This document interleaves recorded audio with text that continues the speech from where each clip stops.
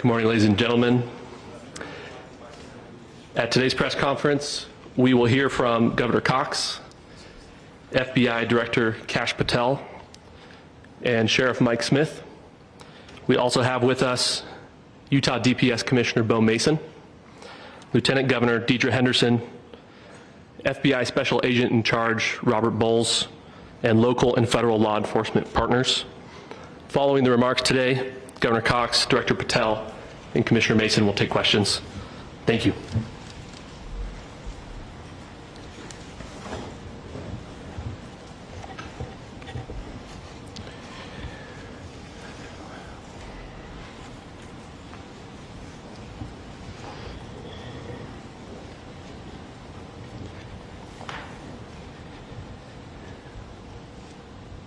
Good morning, ladies and gentlemen. We got him. On the evening of September 11th, a family member of Tyler Robinson reached out to a family friend who contacted the Washington County Sheriff's Office with information that Robinson had confessed to them or implied that he had committed the incident. This information was relayed to the Utah County Sheriff's Office and scene investigators at Utah Valley University. This information was also conveyed to the FBI. Investigators reviewed additional video footage from UVU surveillance and identified Robinson arriving on UVU campus in a gray Dodge Challenger at approximately 8:29 a.m. on September 10th, in which he is observed on video in a plain maroon t-shirt, light-colored shorts, a black hat with a white logo, and light-colored shoes. When encountered in person by investigators in Washington County on September 12th, in the early morning hours, Robinson was observed in consistent clothing with those surveillance images. Investigators interviewed a family member of Robinson who stated that Robinson had become more political in recent years. The family member referenced a recent incident in which Robinson came to dinner prior to September 10th, and in the conversation with another family member, Robinson mentioned Charlie Kirk was coming to UVU. They talked about why they didn't like him and the viewpoints that he had. The family member also stated Kirk was full of hate and spreading hate. The family member also confirmed Robinson had a gray Dodge Challenger. Investigators identified an individual as the roommate of Robinson. Investigators interviewed that roommate, who stated that his roommate, referring to Robinson, made a joke on Discord. Investigators asked if he would show them the messages on Discord. He opened it and showed several messages to investigators and allowed investigators to take photos of the screen as each message was shown by Robinson's roommate. These photos consisted of various messages, including content of messages between the phone contact name Tyler with an emoji icon and Robinson's roommate's device. The content of these messages included messages affiliated with the contact Tyler, stating a need to retrieve a rifle from a drop point, leaving the rifle in a bush, messages related to visually watching the area where a rifle was left, and a message referring to having left the rifle wrapped in a towel. The messages also refer to engraving bullets and a mention of a scope and the rifle being unique. Messages from the contact Tyler also mentioned that he had changed outfits. I know there's been speculation as well as to the writing on those casings, those bullet casings, and I believe we have that as well. And I'll share that with you now.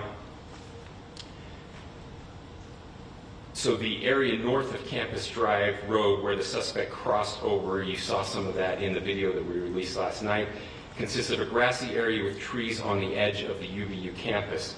Investigators discovered a bolt-action rifle wrapped in a dark-colored towel. The rifle was determined to be a Mauser Model 98 30-06 caliber bolt-action rifle. The rifle had a scope mounted on top of it. Investigators noted inscriptions that had been engraved on casings found with the rifle. Inscriptions on a fired casing read, "Notices, bulges, capital O-W-O, what's this, question mark." Inscriptions on the 3 unfired casings read, "Hey fascist, exclamation point, catch, exclamation point." up arrow symbol, right arrow, and symbol, and 3 down arrow symbols. A second unfired casing read, "Oh Bella Chow, Bella Chow, Bella Chow, Chow Chow." And a third unfired casing read, "If you read this, you are gay, LMAO." We are indebted to law enforcement across the state who has worked seamlessly together, local law enforcement, state law enforcement, and our federal partners with the Federal Bureau of Investigation. We're grateful for everyone who worked together in such a short amount of time to find this person and to bring justice. I want to thank the public who has been so engaged, reviewing videos, helping us with sending in tips, and helping us get to this point. I want to thank the family members of Tyler Robinson who did the right thing in this case and were able to bring him into to law enforcement as well. I especially want to thank the family of Charlie Kirk, Erica, Charlie's parents, his children. I want us to be thinking of them as we bring justice in this case. They will be involved in that justice. We will be working very closely with them as we move through this process as well. This is a very sad day for our country, a terrible day for the state of Utah, but I'm grateful that at this moment we have an opportunity to bring closure to this very dark chapter in our nation's history. With that, I will now turn the microphone over to the Director of the FBI, Kash Patel. Thank you, Governor. This is what happens when you let good cops be cops. The FBI and our partners are proud to stand here today together to bring justice to the family of Charlie Kirk and honor his memory. I want to express my deep gratitude to President Trump, the Vice President, and the entire White House who have been so incredibly supportive with both resources and just personally to the FBI as a team. They had our backs the entire way, and I just want to express my gratitude for giving us the resources we need to operate in this space to bring this sort of justice at this sort of speed. In 33 hours, we have made historic progress for Charlie. Governor Cox, our partnership has been absolutely incredible these last few days. Our partnership will endure. Your state and local partners, your sheriffs, your DPS community has been unbelievably impressive in the hardest of times. And a case like this cannot be solved, cannot be brought without partnering with your state and local authorities. The FBI has a certain role to play. We will play that role, and we will lead after the federal government. Governor Cox, we are so grateful for your state partnership that led out on this investigation. A little bit of the timeline. Charlie was shot at 12:23 p.m. on Wednesday. The first FBI agents arrived on scene in 16 minutes with chiefs of police at 12:39 and secured the scene. The FBI immediately launched fixed-wing assets. We utilized these assets to transport personnel, specialty technicians, hostage rescue teams. We also utilized these assets to go back and forth from the East Coast and here in Utah to transport forensic evidence and other evidence that will be analyzed and is being analyzed at our FBI laboratories in Quantico and other laboratories, including the ATF. At my direction, the FBI released the first set of FBI photos of the suspect at 10 a.m. local time on 9/11. Then, shortly thereafter, the FBI reward of $100,000 was released at 10:45 a.m. local. Myself and Deputy Director Bongino arrived on the scene at approximately 5:30 p.m. on 9/11. The governor led a press conference last night at approximately 8 p.m. where, at my direction, the FBI released a never-before-seen video of the suspect. We also released new images to the public of the suspect. And just last night, the suspect was taken into custody at 10 p.m. local time. In less than 36 hours, 33 to be precise, thanks to the full weight of the federal government and leading out with the partners here in the state of Utah and Governor Cox, the suspect was apprehended in a historic time period. And I want to highlight what Governor Cox said. This would not have been possible without you, the media, and you, the public. That's why we went so public, so fast, and we're so transparent, and we're committed to that transparency. The crime scene, just a little bit there. It is a large crime scene. State and local authorities, along with federal authorities, process that crime scene quickly. And I even had the ability to walk through that crime scene and walk through the steps the suspect took to learn more about what was needed and what resources we needed to bear to create a full picture for the FBI and leadership back in Washington. Furthermore, thankfully to state and local partners, forensic evidence has been seized and continues to be garnered. Forensic evidence has already been evaluated at FBI laboratories in Quantico and state and local authorities here. We will continue to process evidence as we see it, as we collect it, and we will continue to deliver to Governor Cox and his team. Last night we had a total of approximately 7,000 leads. As of this morning, thanks to your great work, we have over 11,000 leads that were called in to the FBI. And we are running out every single lead that we can. Every one of those leads will be run out. The arrest is a testament to the dedication of good law enforcement being great, and partnerships in law enforcement, which I've tried to highlight as my tenure as the director of the FBI. There is no better relationship for law enforcement than the FBI to partner with state and local authorities, and you've seen it here in these last few days. The FBI Salt Lake Field Office, along with our offices in LA, Phoenix, Denver, San Antonio, Las Vegas, Pittsburgh, Buffalo, our headquarters component in Quantico, all participate in the FBI. I want to express my deep gratitude to the employees of the FBI, the men and women, the evidence response team tacticians, the special operators, the agents, the support staff. You have done monumental work in historic time when the public, who had a right to demand such an expeditious solving of an investigation, the FBI answered that call diligently, critically important to our nation, and we delivered. And I'm proud to be their leader, and I'm proud to be the director of the FBI. This is very much an ongoing investigation, as the governor said, and we will continue to work with state and local authorities to develop the investigation, to provide them the evidence they need for their ongoing prosecutions, and we will be here to answer every call they absolutely have, as long as it takes, for as long as we need to find and apprehend whatever suspects were involved in this crime. Lastly, to my friend Charlie Kirk, rest now, brother. We have the watch, and I'll see you in Valhalla.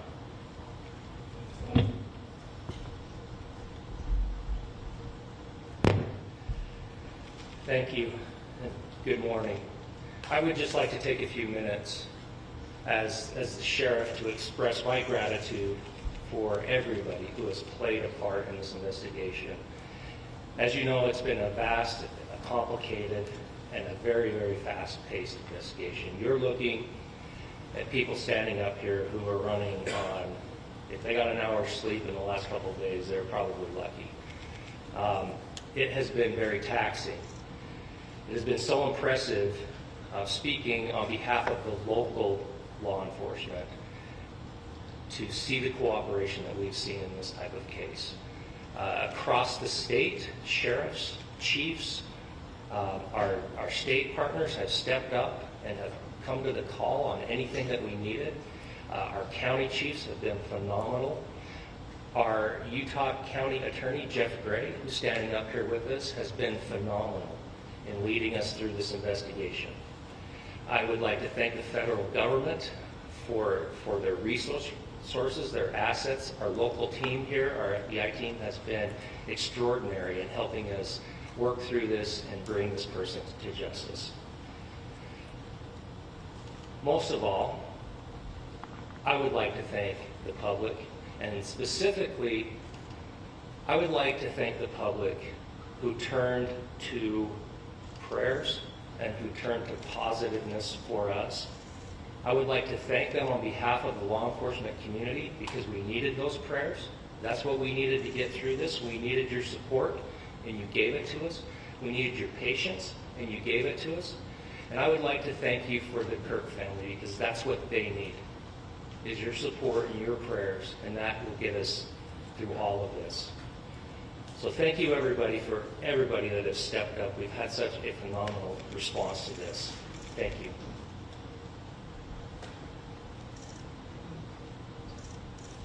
I also want to give a special thanks to the Attorney General and the Department of Justice. Their unwavering support and their commitment to justice is shown true here. And without AG Bondi and Deputy Attorney General Todd Blanche and the resources they brought to bear, we would not have been able to complete our mission. And I just want to say special thanks. It's an honor to be a part of the Department of Justice. Thank you again to our incredible law enforcement team who has worked so hard. Sheriff, I got a solid 90 minutes last night, so I'm probably the most well-rested person up here. Ladies and gentlemen, I get the microphone, so I hope you'll permit me a moment just to share a few more thoughts about where we are and how we got here, and maybe a little bit of where we go from here. I don't want to get too preachy, but I think it's important that we, with eyes wide open, understand what's happening in our country today. I've heard people say, well, why are we so invested in this? There's violence happening all across our country, and violence is tragic everywhere, and every life taken is a child of God who deserves our love and respect and dignity. This is certainly about the tragic death, political assassination of Charlie Kirk. But it is also much bigger than an attack on an individual. It is an attack on all of us. It is an attack on the American experiment. It is an attack on our ideals. This cuts to the very foundation of who we are, of who we have been, and who we could be in better times. Political violence is different than any other type of violence for lots of different reasons. One, because in the very act that Charlie championed of expression, that freedom of expression that is enshrined in our founding documents, in having his life taken in that very act, makes it more difficult for people to feel like they can share their ideas, that they can speak freely. We will never be able to solve all the other problems, including the violence problems that people are worried about, if we can't have a clash of ideas safely and securely. Especially those ideas with which you disagree. That's why this matters so much. Over the last 48 hours, I have been as angry as I have ever been, as sad as I have ever been. And it was, as anger pushed me to the brink, it was actually Charlie's words that pulled me back. I'd like to share some of those, and specifically right now, if I could, I need to talk to the young people in our state, in my state, and all across the country. As President Trump reminded me, he said, you know who really loved Charlie? The youths. He's right. Young people loved Charlie, and young people hated Charlie. And Charlie went into those places anyway. And these are the words that have helped me. Charlie said, when people stop talking, that's when you get violence. He said, the weak can never forgive. Forgiveness is the attribute of the strong. The only way out of the labyrinth of suffering is to forgive. Welcome without judgment, love without condition, forgive without limit.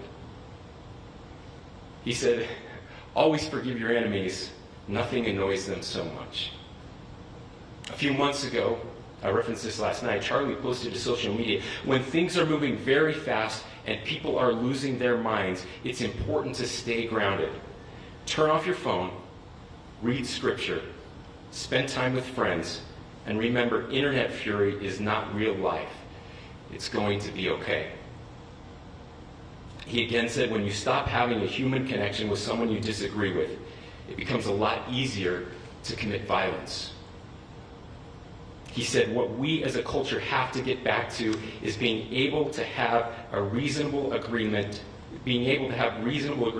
where violence is not an option. Now, again, to my young friends out there, you are inheriting a country where politics feels like rage. It feels like rage is the only option. But through those words, we have a reminder that we can choose a different path. Your generation has an opportunity to build a culture that is very different than what we are suffering through right now. Not by pretending differences don't matter, but by embracing our differences and having those hard conversations. I think we need more moral clarity right now. I hear all the time that words are violence. Words are not violence. Violence is violence.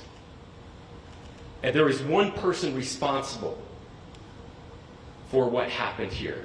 And that person is now in custody and will be charged soon and will be held accountable.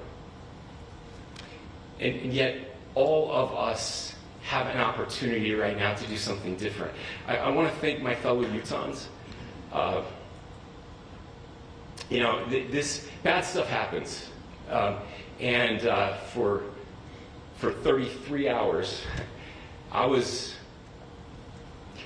praying that if this had to happen here, that it wouldn't be one of us. That somebody drove from another state, somebody came from another country. Sadly, that prayer was not answered the way I hoped for. Just because I thought it would make it easier on us if we could just say, hey, we don't do that here. And indeed, Utah is a special place. We lead the nation in charitable giving. We lead the nation in service every year. But it did happen here. And it was one of us. But I want you to look at how Utahns reacted the last 2 nights. There was no rioting. There was no looting. There were no cars set on fire. There was no violence. There were vigils and prayers and people coming together to share the humanity.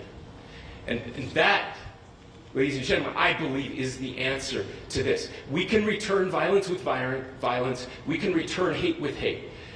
And that's the problem with political violence, is it metastasizes. Because we can always point the finger at the other side. And at some point, we have to find an off-ramp, or it's going to get much, much worse. But see, these are choices that we can make. History will dictate if this is a turning point for our country. But every single one of us gets to choose right now if this is a turning point for us. We get to make decisions. We have our agency.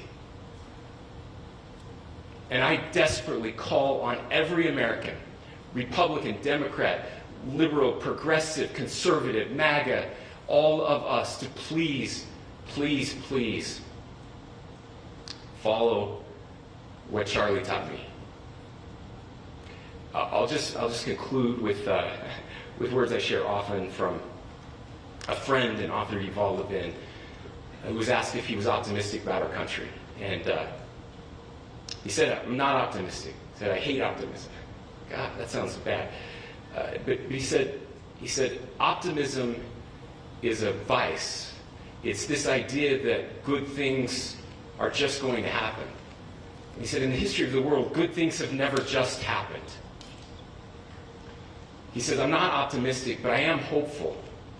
And hope is the virtue that sits between the vices of optimism and pessimism.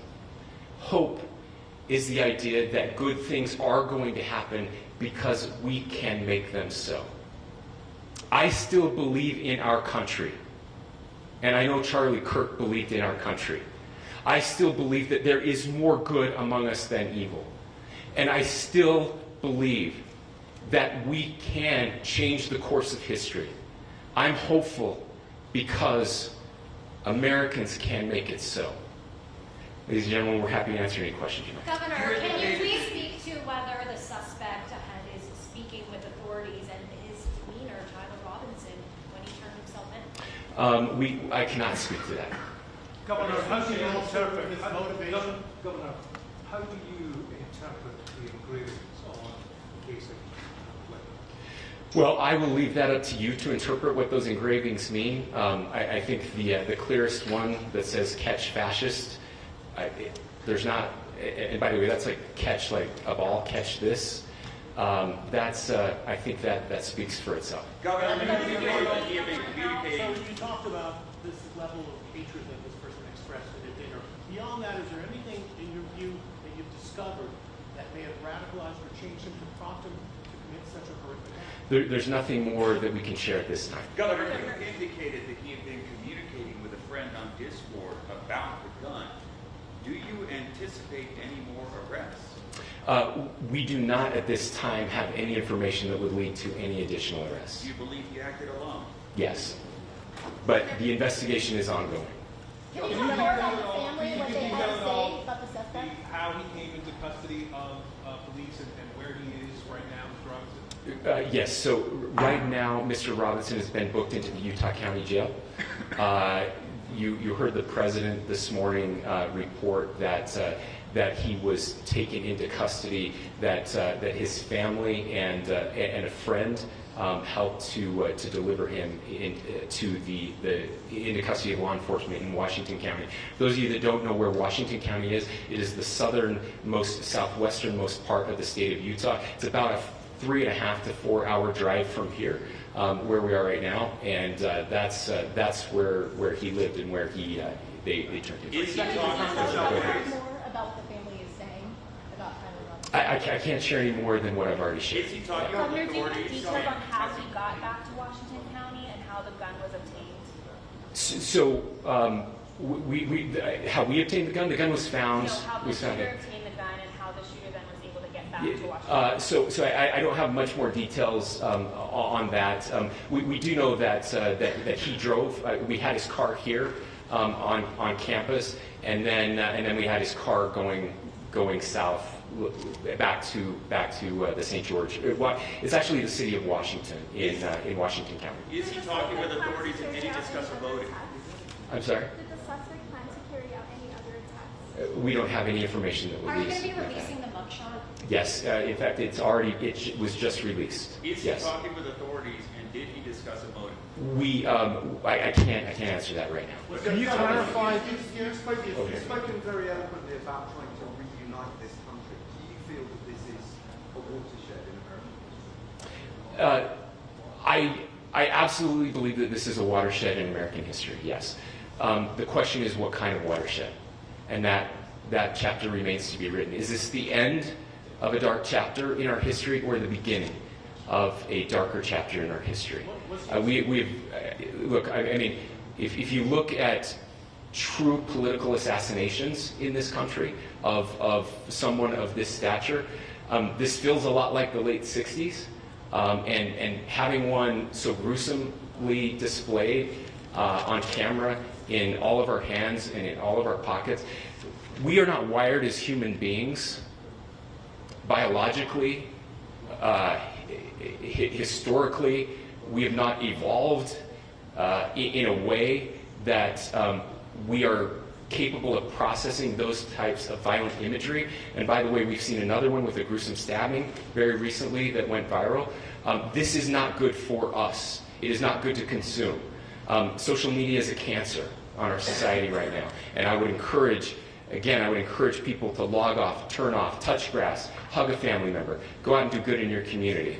That is happening, and it's happening organically right now. I had a friend in a small city in Utah who said, we're getting together, the Republicans and Democrats in my little town are getting together to have a discussion last night, just to find a way to find their better angels. So yes, this could be, I mean, again, you have to go back to JFK to have seen a video live of something like this happening. I wasn't born until 1975, but I know that things were really dark in the late 60s. Sorry to some of you. I know some of you were there. This is our moment. Do we escalate, or do we find an off-ramp? And again, it's a choice. It's a choice, and every one of us gets to make that choice. Two more questions right here. Could we clarify that the release of those enhanced images at 8 p.m., the timeline that Director Patel gave us, led to the arrest at 10 p.m.? Is there a direct connection between those two events? I cannot comment if there is a direct connection or not, but all I can say is that that through some process, the family came to know that this had happened. One more thing, Governor. Could you just clarify the clothing issue you mentioned earlier? Was he changing outfits? Correct. Could you just clarify this? Yes. So when he's first spotted on campus, he has different clothing on, and then he changes clothing on the roof, and then changed back into that clothing at some point, so that when he was apprehended, when he was arrested, the clothing matched the clothing he had on before the shooting here at UVU. Last question here. You said that the suspect was from Utah. Can you kind of tell us a little bit more about where, and was he a student here at this university, and is there any history of mental illness? Yeah. So I don't have any information on the mental illness part. He was not a student here at UVU. He was living and had lived for a long time with his family in Washington County. Thank you, everyone, for your great work in getting this information out. I would just say, process-wise, this may be important. I know many of you aren't familiar with the process in Utah. I think it's important that you understand that. Basically, we have 3 days for charging documents to be filed. A CI will be filed. We'll have more information then, more detailed information as those charging documents are filed in preparation for a preliminary hearing. So 3 days. So we would anticipate then that early next week those charging documents will be filed. We will obviously be working. The county attorney will be working very closely with Mr. Kirk's family as those documents and decisions are prepared and made. Thanks, everyone.